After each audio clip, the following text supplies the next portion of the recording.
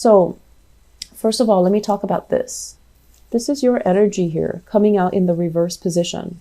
This is somebody who loves too much. This is somebody who has trouble saying no. And this is someone who wants to take care of other people. It's like the mother hen, someone who's very, very emotionally like nurturing, caring, has a really, really good heart and has a strong sense of loyalty. So for example, I see this as somebody who's willing to forgive an ex-partner, even though the ex-partner did horrible things to them. Okay, it's somebody who sees both sides of the story and can sometimes be a little bit naive.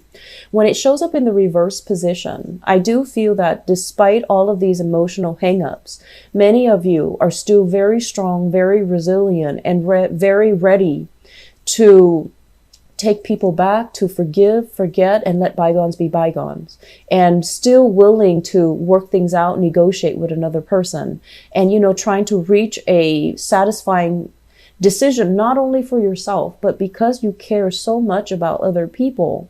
I feel like you don't mind taking a smaller slice of the pie if it makes the other person happy or if it appeases the other person. So please be very careful about not shortchanging yourself just to please others, okay? I feel that we've gone through a major phase here where you are learning from the past and you're learning about, things that you shouldn't repeat moving forward into the future. So I'm getting a big energy here about lessons learned, about, being a lot more emotionally grounded, about making decisions, not only with your head, but a little bit more with your heart. I'm sorry, not only with your heart, but a little bit more with your head so that you're guided in the right direction. So if you've been kind of fumbling around, feeling like, oh, I should do this because it's good for the other person. Don't think about the other person.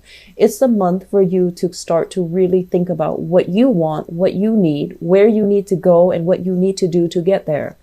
So you're kind of turning your back on a few decisions that have not really worked out for you, or that left you feeling like you're being shortchanged, or that left you feeling like you deserve more.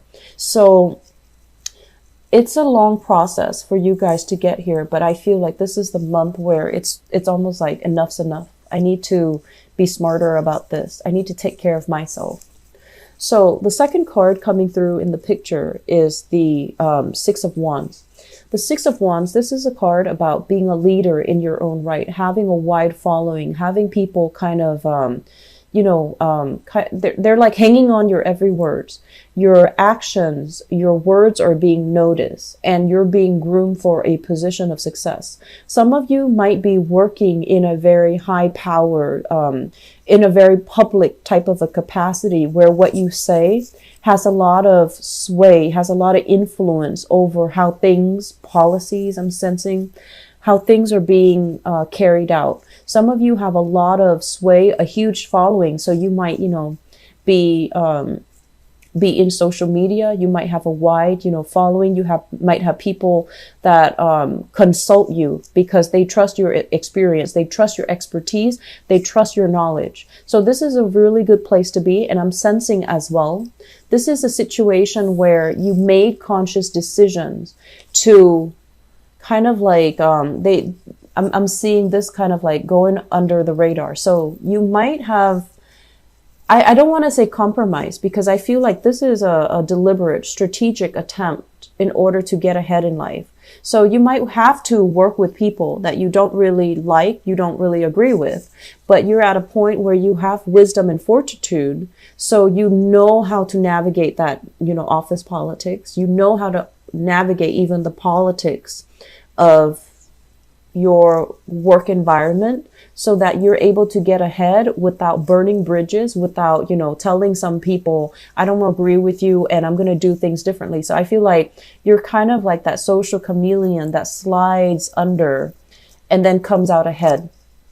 And in the process of doing that, I don't feel you're selling yourself out. I don't feel you're selling yourself short. I feel that it is a deliberate, strategic attempt from your end to be as cooperative as possible, to be as able to coordinate with other people, and to be able to kind of like put yourself in other people's shoes so that you're you can see things from their point of view, so that you can, make sure that the plans that is implemented takes into account what you want as well as what other people want.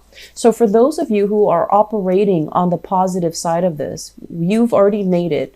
You've already got a point where professionally things are really good. You're in the public limelight. You might have like I mentioned, fame, fortune associated with the work that you're doing.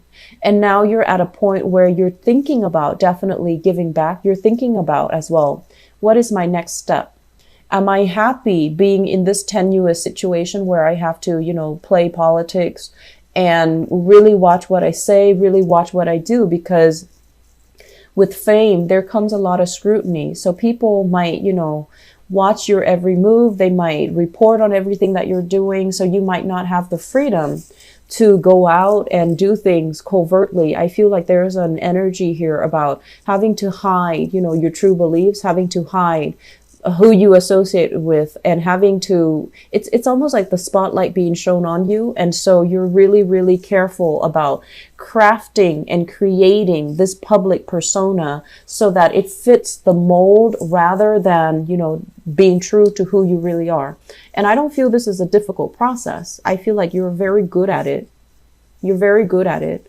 And I don't feel like it's a bad thing because you know how to work the system. Okay. But at the same time, I feel like further down the line, let's say if you're projecting a few years into the future, is this okay with me? Can I kind of like de-emphasize that part of myself in order to get ahead? And I feel like this is where the decision is coming in, because yes, on the one hand, there's a lot of fame, there's a lot of fortune, there's a lot of wide following.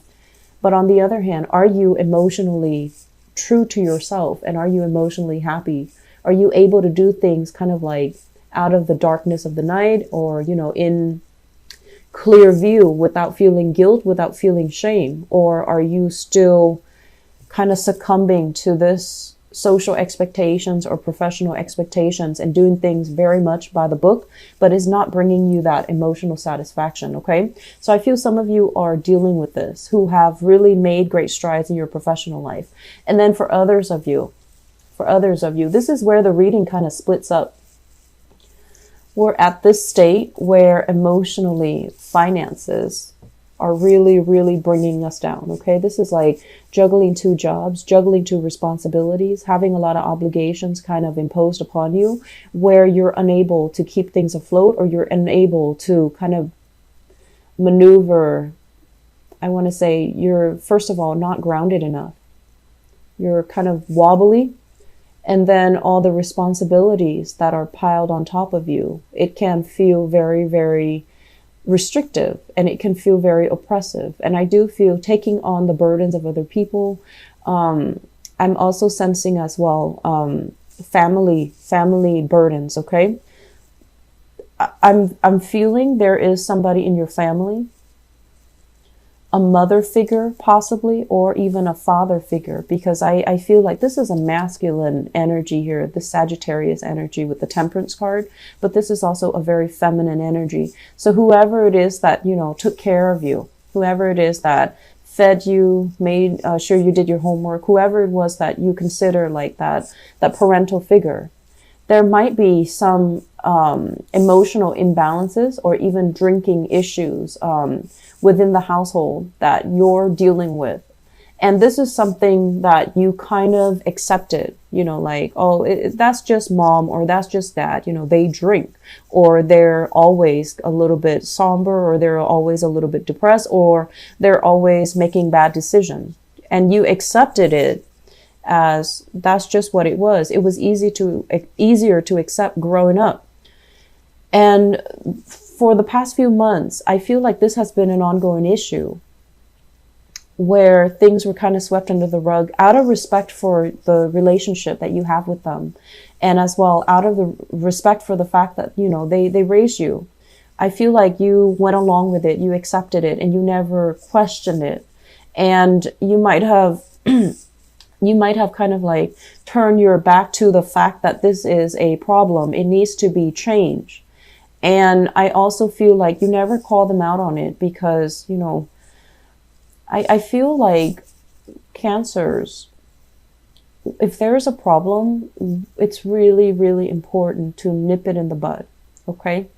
Because I feel like you can put up with a lot. You let a lot of things slide. And then I feel like it's not like something that you're doing consciously.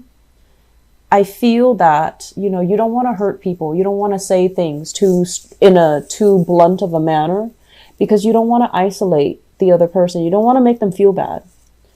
But if it's an ongoing issue and you kind of accepted it, it just becomes your new normal. And then it kind of like stretches out, that threshold of how much you can take, of how much before something becomes a problem. And I've seen this, I've felt this with you continuously when I do readings for you. And so it's really, really important for us to not sweep things under the rug, to really hash things out if there's a problem, to really try to arrive at a solution, to really, kind of like be a little bit more proactive when it comes to, not letting somebody make their problem your problem, okay? Drawing clear boundaries, I feel, and being very, very clear about what your limit is and what you will or will not accept. So I did the reading for Sagittarius, I believe, and I feel like the energy is very similar. But with Sagittarius too, they procrastinate. Sagittarius are major procrastinators because, they're very, very lucky in general. So they feel like, oh, if I don't do it tomorrow, it's not the end of the world. But I feel like with you, you're just like, okay, this is my limit.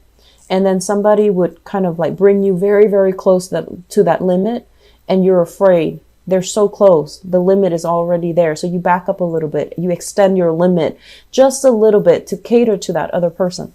So moving forward, what I do feel is there are a lot of things here. Finances that needs to be sorted out.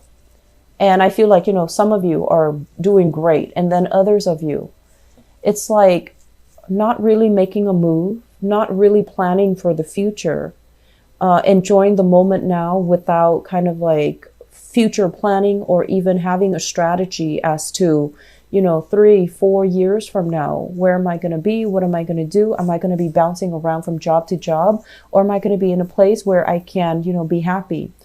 You do want a lot of success, because for you, finances and, reputation and professional prestige, it means a lot.